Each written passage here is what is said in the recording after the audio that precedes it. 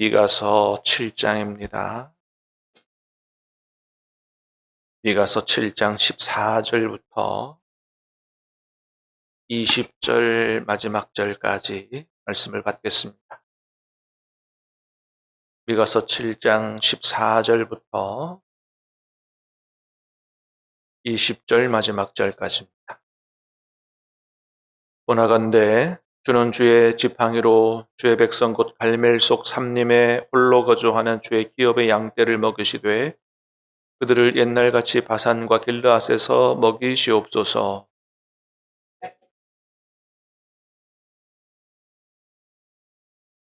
이르되 여러 나라가 보고 자기의 세력을 부끄러워하여 손으로 그 입을 막을 것이요 귀는 막힐 것이며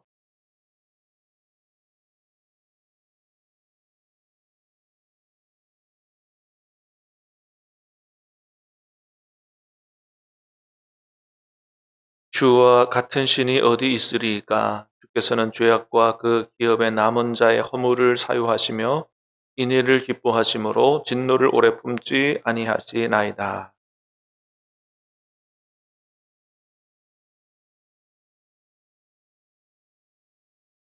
같이 읽습니다. 주께서 옛적에 우리 조상들에게 맹세하신 대로 야곱에게 성실을 베푸시며 아브라함에게 인애를 더하시리이다. 아멘. 자, 오늘 말씀은 미가서의 마지막 부분이기도 하고 미가서의 결론 부분이기도 합니다. 어떤 말씀이 기록되어 있냐 하면 이스라엘을 향한 하나님의 주권적 회복의 말씀이 기록되어 있습니다.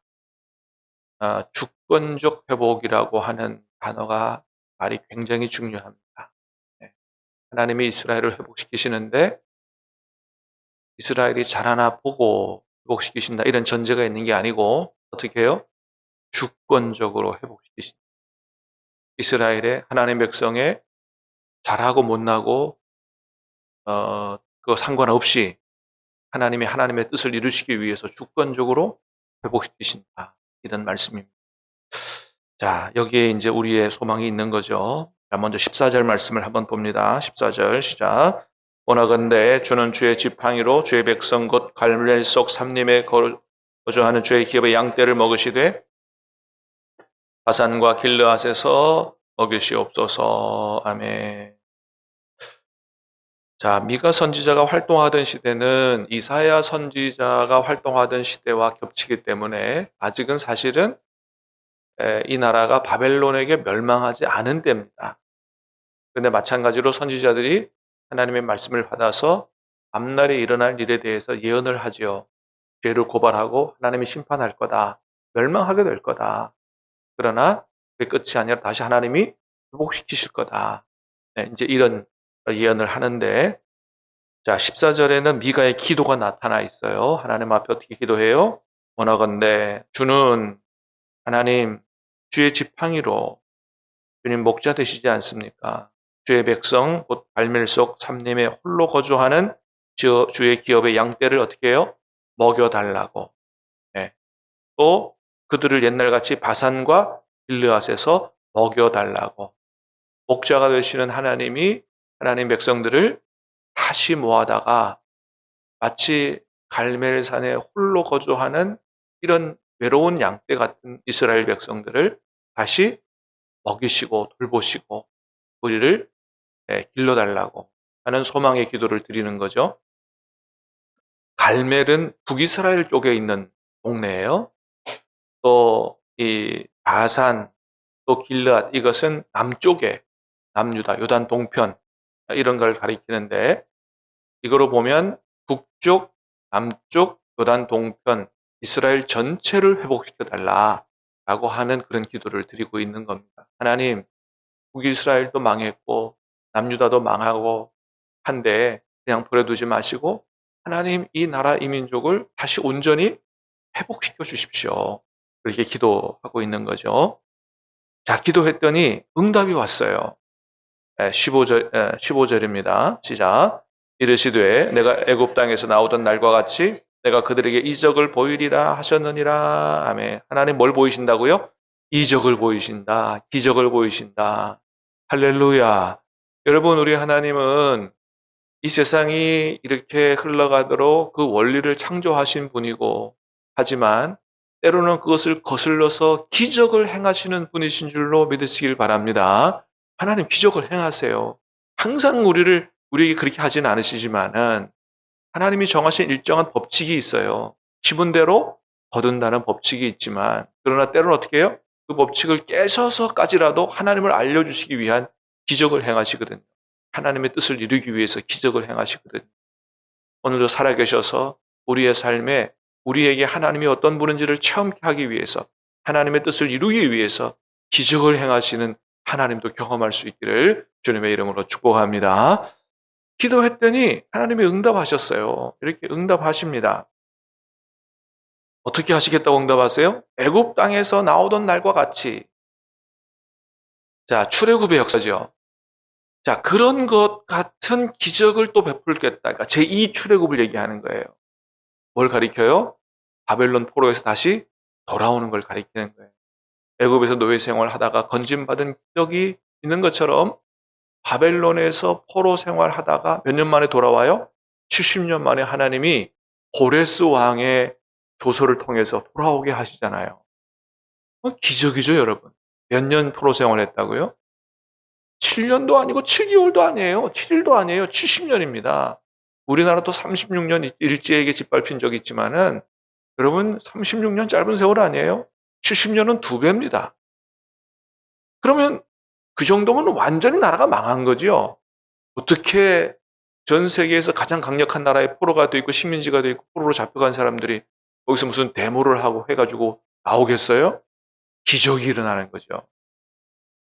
완전히 망했다고 생각한 나라가 다시 돌아와서 자기 나라를 세운다. 기적 같은 일이죠. 자, 그러니까 그걸 여러 세상 나라들이 보고 어떻게 한다 그래요? 16절 보니까 시작. 이르되 여러 나라가 보고 자기의 세력을 부끄러워하여 손으로 입을 막을 것이요 귀는 막을 것이며. 자, 세상 여러 나라가 보고 오히려 자기 힘을 부끄러워한단 말이죠. 우리가 힘센 나라인 줄 알았는데 세상에 이스라엘 나라를 보니까 그들이 섬기는 하나님을 생각하니까 기가 막히고 코가 막힌다고 귀가 막힌다는 얘기 있잖아요.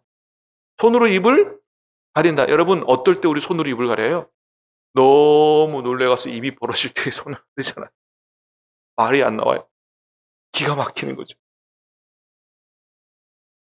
여러분 우리 하나님이 어떤 분이신지 우리를 통해서 세상 주변 사람들에게 다 보여지므로 오히려 세상에 있는 좀 힘 있다고 하는 사람, 좀 있다고 하는 사람들이 오히려 기가 막히고 코가 막혀갖고 손으로 입을 가릴 정도의 이런 역사들도 나타날 수 있게 되기를 주님의 이름으로 축복합니다. 누가 보더라도 저 사람은 안 되는 사람이야. 누가 보더라도 저 사람은 완전히 망했어. 그런데 어떻게 해요? 다시 일어서는 거예요. 하나님 은혜 가운데 할렐루야. 하나님 도우신 가운데 할렐루야. 일어서는 거예요. 번창하는 거예요. 여러분 우리 교회도 내년 한 해 놀랍게 부흥 성장해서 배가 돼서 다른 사람들이 볼 때 기가 막히고 코가 막힌다. 야, 세상에 하나님이 오늘도 역사하시네. 보여줄 수 있게 되기를 주님의 이름으로 축복합니다. 기적을 행하시는 하나님이시다. 여러분 하나님이 하시면 얼마든지 하시는 줄로 믿습니다. 우리와 상관없이 주권적으로 하신다는 거예요. 내가 신앙교회를 통해서 한국교회를 통해서 다시 내 영광을 찾겠다.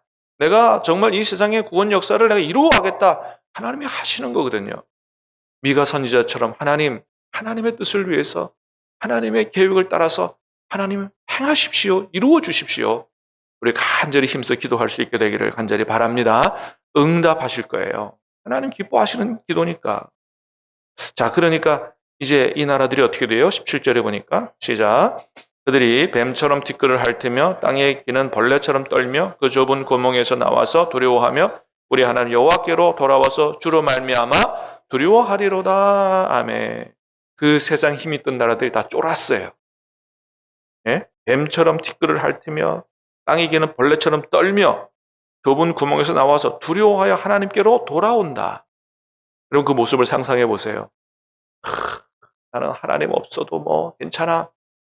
하나님을 믿으니 내 주먹을 믿어. 그들은 피던 사람들이 어떻게 해요? 하나님의 살아 역사하시는 엄청난 일들을 보며 과연 하나님이 살아계시구나. 쫄았어요. 벌벌벌 떨고 하나님께로 돌아온다. 그리고 진짜 하나님을 두려워하는 사람들이 된다. 여러분, 모든 사람들이 하나님께로 다 돌아와야 될 줄로 믿습니다. 왜요? 하나님이 우리 생명의 주인이시잖아요. 하나님이 창조주시잖아요. 그러니까 모든 사람들이 다 하나님께로 돌아와야 되는 겁니다.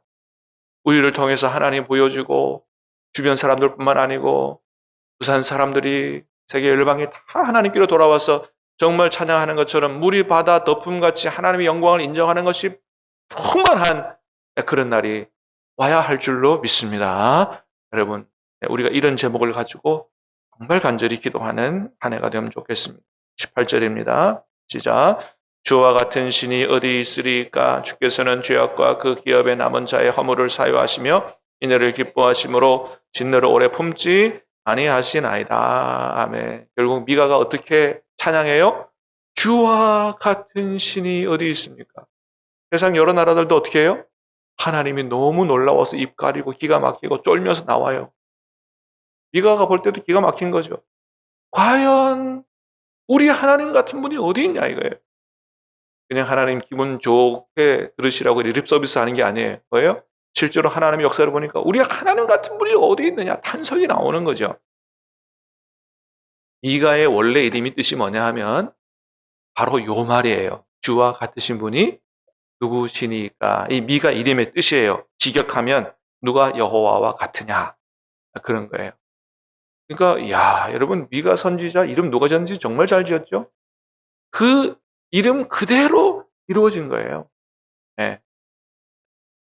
네. 여러분 이름도 좋은 뜻이 있습니까? 네. 하나님의 영광을 위해서 그 이름의 뜻이 다 이루어질 수 있기를 축복합니다. 네. 제 이름 여러분 아시잖아요. 클테자의 한일자예요. 하나의 큰 권세예요. 하나님이 저를 통해서 우리 교회를 통해서 큰 권세를 가지시는 일이 일어나기를 소망합니다. 그렇습니다. 주와 같으신 분이 누구냐? 자, 여러분 하나님이 어떤 분이시기 때문에 과연 그러세요? 자, 밑에 보니까 그랬어요. 주께서는 죄악과 그 기업에 남은 자의 허물을 사유하시며 하나님은 용서하시는 분이라는 거죠. 용서하시는 분이에요. 또 뭐예요? 인애를 기뻐하시며 이 단어가 중요해요. 인애라는 단어. 이게 히브리어로는 헤세드라는 단어예요.